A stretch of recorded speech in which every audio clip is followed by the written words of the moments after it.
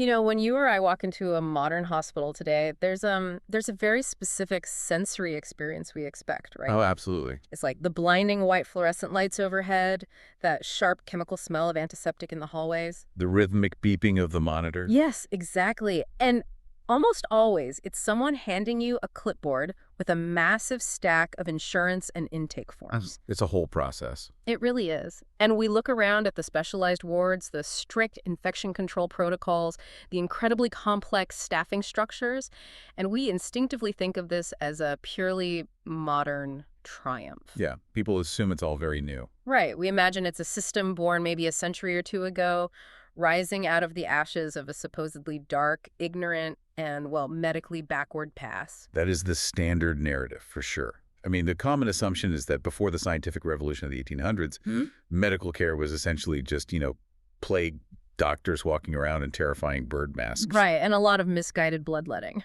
Exactly. Just people crossing their fingers and hoping for the best. But when you actually dig into the historical record, that entire mental image of the Dark Ages completely shatters.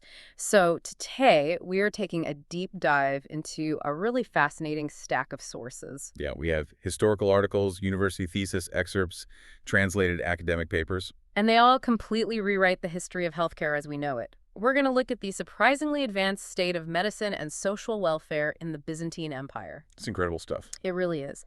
Our mission for this deep dive is to uncover how the Byzantines practically invented the modern hospital system and to extract those aha moments about how they blended hard science, profound faith, and public health. Which they did seamlessly. Yeah.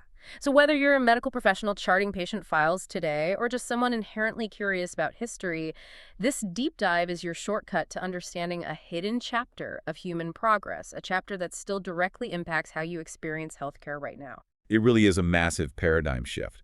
But, to understand what the Byzantines achieved, we first have to look at what they inherited. Okay, set the stage for us. Right. So in the ancient Greek and early Roman worlds, medicine and faith were closely linked, primarily centered around these institutions called the Asclepiae.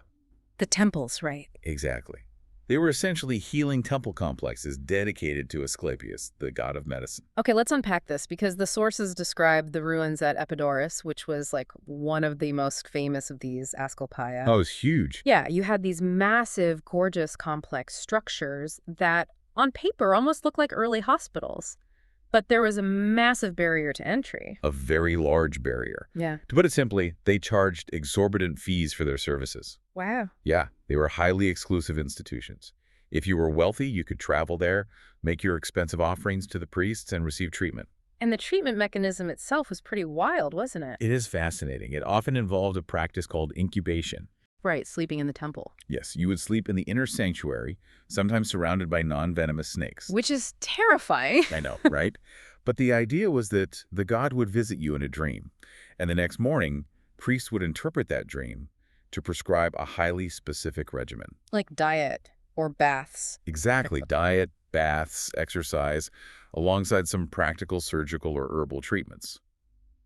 But if you were a poor laborer, you were largely out of luck. So it wasn't public health at all. It's more like comparing a modern public hospital to a highly exclusive, wildly expensive concierge medical service or a luxury wellness retreat for the ancient elite. That's a great way to put it. You only got in if you could pay the premium retainer. But then, as the Roman Empire transitions into the Byzantine Empire and Christianity becomes the official state religion around the 4th century AD, the entire philosophy of care changes. It does. We see the birth of something called the xenon. Right. And the word xenon originally just meant a hostel, or a place for strangers and travelers to rest. Just a basic inn. Yeah. But in the Byzantine context, it evolves over a few decades into what we would genuinely recognize today as a charitable hospital. Wow. And if we connect this to the bigger picture, this wasn't just a minor administrative update where they changed the sign on the door. This was a profound ideological and cultural shift. Driven by religion, right? Yes, driven by the early Christian concept of philanthropy, which literally translates to the love of humanity. Caring for the sick, the destitute, and the vulnerable transitioned from being a financial transaction reserved for the elite into a sacred, non-negotiable moral duty for the society. And what's amazing is that you can actually trace this cultural shift in the Greek language itself. You really can. The sources point out that in the 4th century AD, entirely new vocabulary had to be invented to describe these specialized institutions. The language had to expand just to keep up with the infrastructure. Right. They were building things that hadn't existed before. Exactly. They coined words we still use as the root for modern medical terms, like nosokomeo for a maternity ward. Nosokomeo for a general hospital combining nosos, meaning disease, with komeo, meaning to care for. They created the orphanotropheo for an orphanage, and the levokomeo for a leprosarium. And one of the prime architects of this new infrastructure was a figure known as Basil the Great. Oh, yeah, the sources talk a lot about him. Right, so he's born around 330 AD in Cappadocia, which is in modern-day Turkey. And he wasn't just a theologian. He studied medicine, philosophy, mathematics, and astronomy in Athens. A real Renaissance man before the Renaissance? Exactly. And when he became a bishop, he didn't just write lofty sermons about charity. He actively liquidated his immense personal family wealth and built something completely unprecedented. The sources refer to it as the Vasiliata. Yes. The Vasiliata was a massive, sprawling complex outside the city walls. It wasn't just a building where sick people Or it's went. like a whole town. Yes, an entire self-sustaining welfare city. It had a dedicated poorhouse, an orphanage, a hospital for acute care, and a separate leprosarium. And that leprosarium is a huge logistical detail. Oh, absolutely. I mean, by separating leprosy patients from the general hospital population, they are actively demonstrating an early understanding of contagion and quarantine, long before anyone knew what a bacterium was. Precisely. And perhaps most impressively, the Vasiliata included a trade school. Really? Yeah. The mechanism here was brilliant. You don't just house orphans and make them dependent on the state forever. You teach them a specialized skill, like shoemaking or carpentry. So that when they leave, they can support themselves. Right. It was an incredibly holistic view of public welfare. And it wasn't just a one-off anomaly either. The archaeological and historical records, including thousands of excavated Byzantine lead seals used for official documents, they've identified over 50 of these specialized institutions operating across the empire. Which is vital to understand. It's very easy for modern people to assume medieval charity was just throwing a few copper coins to beggars in the street, or, offering a straw cot in the back of a monastery. Right. But the Byzantine hospital system was highly structured, deeply organized, and formally integrated into the state apparatus. Okay, but it's one thing to build a complex with a lot of beds, but a bed doesn't cure a complex illness. No, it doesn't. If the building was the hardware, what did the daily medical software actually look like? To answer that, the sources point us to the absolute crown jewel of their healthcare system. Let's look at the hospital of the Pantocrator Monastery in Constantinople, founded in 1136 by Emperor John II Komnenos. The Pantocrator is truly a masterclass in medieval healthcare organization. And the only reason we know so much about its day-to-day operations is because its typicon, its written rule book, or formal constitution has survived intact to this day. That's so lucky for historians. It is, and historians and medical professionals reading this document are consistently astounded by how remarkably modern its protocols feel. I mean, the level of logistical detail in this rulebook is almost obsessive. Let's break down the layout. The hospital had 50 beds, but they weren't just thrown into one giant chaotic hall where someone with a broken leg is sitting next to someone with a severe infectious cough. No, they were strictly divided into 5 specialized wards based on the mechanism of the illness. Right. You had a surgical ward with 10 beds, an ophthalmological and gastroenterological ward with 8 beds, a gynecological ward with 12 beds, and a general medical ward. And a psychiatric ward, too. Yes, they even had an early psychiatric ward, and the rule book explicitly mandated it be located at a safe distance from the main complex. And the reasoning behind that psychiatric ward placement shows incredible empathy and observation. It really does. Without modern psychiatric pharmaceuticals, they understood that patients experiencing severe mental distress needed a calm, quiet environment. Free from the sensory overload and chaos of a bustling general hospital. Exactly. What's also fascinating here is their understanding of triage. Beyond the 50 standard beds, the rulebook mandated an extra, fully prepped emergency bed in every single ward for immediate, unexpected admissions. And the physical beds themselves were specialized. The rules describe 6 beds equipped with distinct holes cut into the mattresses. Oh, yes, that's a brilliant detail. These were specifically designed for patients who were completely immobile, either from severe pelvic fractures or long-term systemic weakness. which, if you think about it, is life-saving technology. It is. In a pre-industrial setting, if a paralyzed patient lies in their own waste, they develop pressure ulcers or bed sores. And a severe bed sore in the 12th century is a guaranteed death sentence from sepsis. This bed design actively prevented that. It's a perfect example of practical, preventative medicine. Yeah. And that preventative mindset extended to the building's infrastructure, too. The facility was heated by these large braziers, one massive one for the general ward, and smaller temperature-controlled ones for the surgical and women's ward. And the back rooms? They had gender-separated toilets that, by rule, had to be cleaned constantly and kept lit at night to prevent falls. Think about the infection control protocols at your local clinic today. The Byzantines were essentially enforcing medieval OSHA compliance. My absolute favorite detail in the Typicon is the strict mandate on bedding. The rulebook legally required that all worn sheets and blankets be regularly washed and replaced. Yes. Furthermore, the raw wool stuffing inside the patient's pillows had to be completely removed, discarded, and renewed with fresh wool every single year. Which is brilliant. I mean, even though the formal germ theory of disease wouldn't be established by Louis Pasteur and Robert Koch for another 7 centuries, the Byzantine administrators observed a direct causal link between visible cleanliness, foul odor, what they called miasmas, and patient mortality. They figured out that the dirt made people sicker. They knew that bodily fluid seeped into porous materials like wool, creating an environment that hindered healing. Okay, but wait, so they had 35 staff members for just 50 beds, plus mandatory clean sheets and daily night rounds. How on earth did a medieval empire afford to maintain a staff-to-patient ratio that rivals or beats many modern hospitals? I mean, I don't buy it. That kind of overhead would bankrupt a small city. It is an incredible logistical feat, and you're right to question the economics of it. Right, who is paying the salaries for this army of medical staff? The answer lies in a specific financial mechanism called the episkepsis, or the imperial endowment. What's fascinating here is when Emperor John II Comnenus founded the Pantocrator, he didn't just build the physical structure and hope for the best. He permanently endowed the institution with vast, income-producing agricultural estates and whole farming villages across the empire. Ah, so the hospital essentially became a massive landlord. Precisely. The hospital was financially independent and entirely self-governing.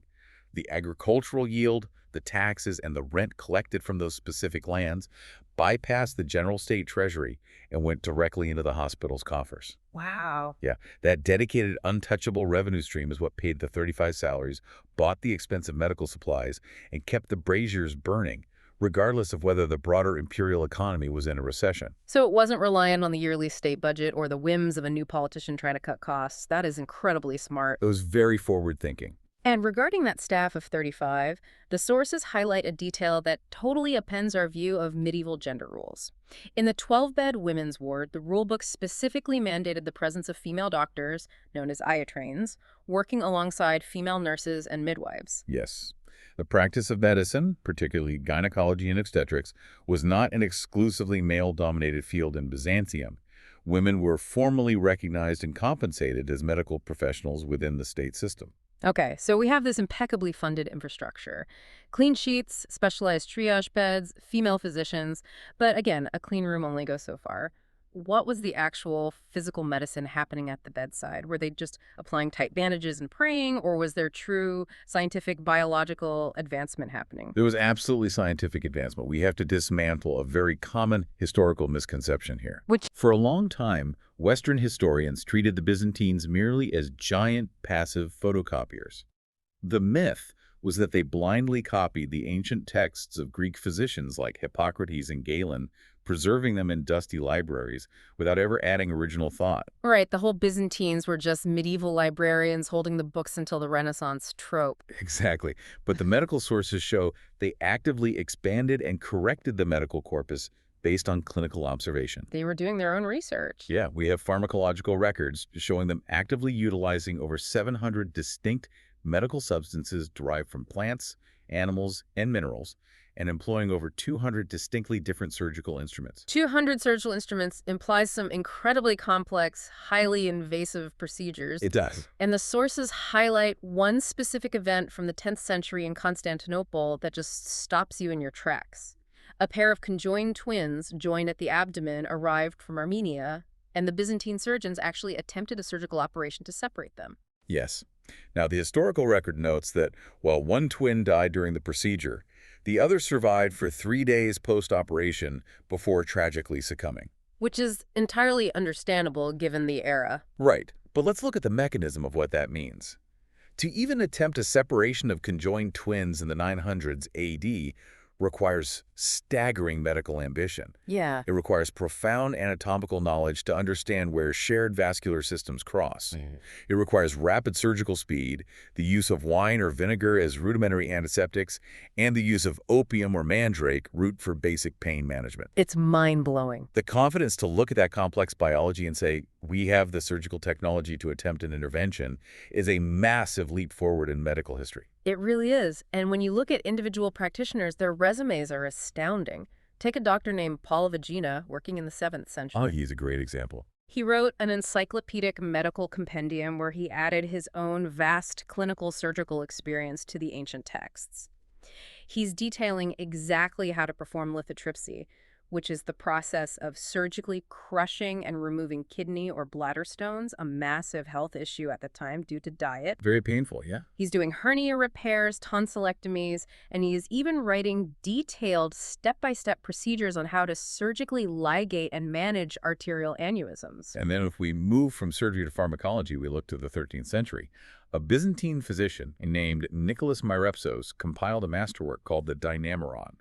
Oh, the Dynamoron. Yeah, it was a massive, highly organized collection of 2,600 pharmaceutical recipes, ointments, medicinal powders, elixirs. Hold on, we need to pause on the Dynamoron because the geopolitical ripple effect of this one book is wild. It is. The sources note that this Byzantine text was so incredibly comprehensive and its dosages so highly standardized that centuries later it was translated into Latin and became the official, legally binding pharmaceutical code of the nation of France. Yeah. And it stayed the law in France all the way until the 17th century. Think about that. You were saying a doctor working in 13th century Constantinople wrote a recipe, and a pharmacist in 17th century Paris could be legally penalized for not following it exactly. That is a 400-year cross-continental medical monopoly on how drugs are mixed. It's insane. It's a phenomenal legacy. Yeah. And the mechanism behind why it was so successful is exactly what you mentioned, standardization. Before this, herbal medicine was often highly subjective. A pinch of this root, a handful of that leaf. A little of this. A little of that. Exactly. The Dynamoron provided precise weights, measures, and reproducible methodologies. It turned herbalism into clinical pharmacology. And the Byzantines achieved this by acting as a massive hub of synthesis. They integrated their own clinical trials with new botanical knowledge arriving through trade routes from Persia and India. Here's where it gets really interesting. It's like they were running the ultimate open-source medical wiki. They didn't just preserve the ancient Greek files, they constantly uploaded patches, bug fixes, and entirely new code based on their own daily hospital rounds. That's a highly accurate analogy, and this role as an active medical hub is crucial for the broader story of global history. How so? Well, as the Byzantine Empire interacted both in peace and in conflict with the expanding Islamic world, a vast amount of this Greek and Byzantine medical knowledge was translated into Arabic. Right. The scholars of the Arab world then took that knowledge, brilliantly expanded upon it through their own scientific methods, and built their own incredible hospital complexes called bimaristans. Which were amazing in their own right. Absolutely. And eventually, through places like Islamic Spain and Sicily, this synthesized, highly upgraded medical knowledge was reintroduced to Western Europe, directly sparking the medical renaissance. The chain of human scientific progress remained unbroken, specifically because the Byzantines guarded, tested, and added to the links. Operations utilizing 2,600 standardized drugs, working in specialized hospital wards with incredible staff-to-patient ratios. But we have to ask the hard social question. Did everyone in the empire actually get to experience this? Because when you read the primary sources, you start to see the complex social realities of Byzantine life bleeding through the medical texts. Yes, and this raises an important question about the limitations of even the best historical systems.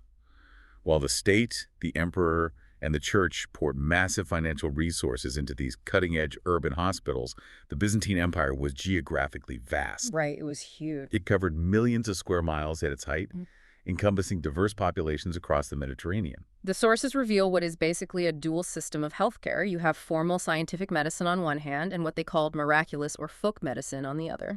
So what does this all mean? Well, if you lived in the capital of Constantinople, or if you were wealthy, or part of the imperial court, you had access to the Pantocrator, or a highly trained private physician making house calls. Yeah.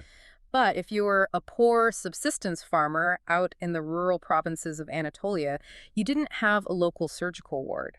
You resorted to entirely different, far older methods of care. Right. When scientific medicine was geographically unavailable, or when it simply failed to cure a terminal illness, people naturally turned to faith and folklore. What did that look like? The sources detail how the poorer classes, or those with incurable chronic diseases, would practice that ancient concept of incubation, but adapted for a Christian context. So sleeping in churches instead of temples. Exactly. They would travel to the shrines of specific saints, most notably Saints Cosmas and Damian. These two were known as the Agioi and Argyroi, which translates to the holy unmercenaries, because according to tradition, they were doctors who healed the sick without ever taking payment. That's a beautiful concept. It is. The sick would sleep on the floor inside the church, hoping the saint would appear in their dreams and grant a miraculous cure. And the mechanism there is deeply psychological, right? Even if a miracle doesn't happen, sleeping in a quiet sanctuary, surrounded by a supportive community and caring monks, induces a placebo effect and reduces the severe stress of illness. Absolutely. But it wasn't just official church practices either. People relied heavily on protective magic amulets to ward off the evil eye, or they used complex astrology, casting horoscopes to diagnose which alignment of the planets was causing their fever. It was a distinct divide, heavily based on geography and class access.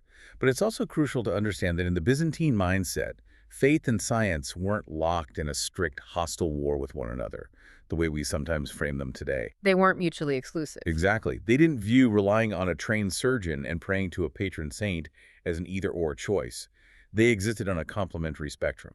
Yeah, the physician healed the physical biology, using the physical tools God provided in nature, the medicinal herbs, the surgical steel, but the soul, the deep psychological terror and existential dread of severe illness, that was soothed by faith. So the hospitals themselves were often housed directly inside monastery walls. The medical texts of Galen were meticulously copied by devout monks. It was a holistic approach to treating the entire human condition in a deeply religious age. Precisely. You treat the biology with the standardized recipes of the Dynamoron, and you treat the existential dread of mortality with the chapel located right next door to the ward. They understood that complete healing required addressing both the body and the mind. The human being wasn't just a biological machine to be fixed, it was a soul to be comforted. Exactly. Which brings us to the end of this incredible deep dive. I mean, we started with the modern assumption that the Middle Ages were a dark, ignorant medical wasteland. And we found the exact opposite. We found the literal birth of the charitable hospital, born out of a radical new concept of public welfare and philanthropy. We walked the meticulously organized, heated wards of the Pantocrator, examining its strict infection control, its clean sheets, and its female doctors. Such an advanced system.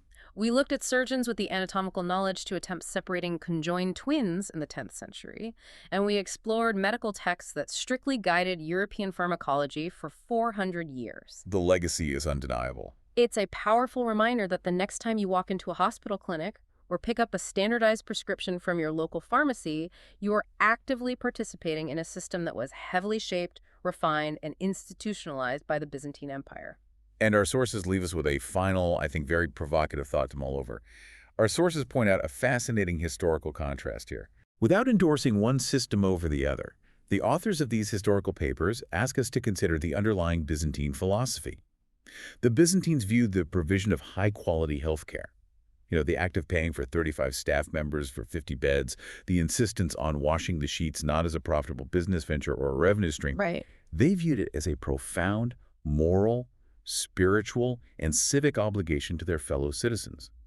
Today, as we navigate our own modern healthcare systems, which are undeniably a marvel of technological advancement but often highly complex and driven by entirely different economic philosophies, it's worth asking ourselves something. What's that? What have we gained in our spectacular technology, and what might we have lost in our fundamental philosophy of why we care for the sick? Wow.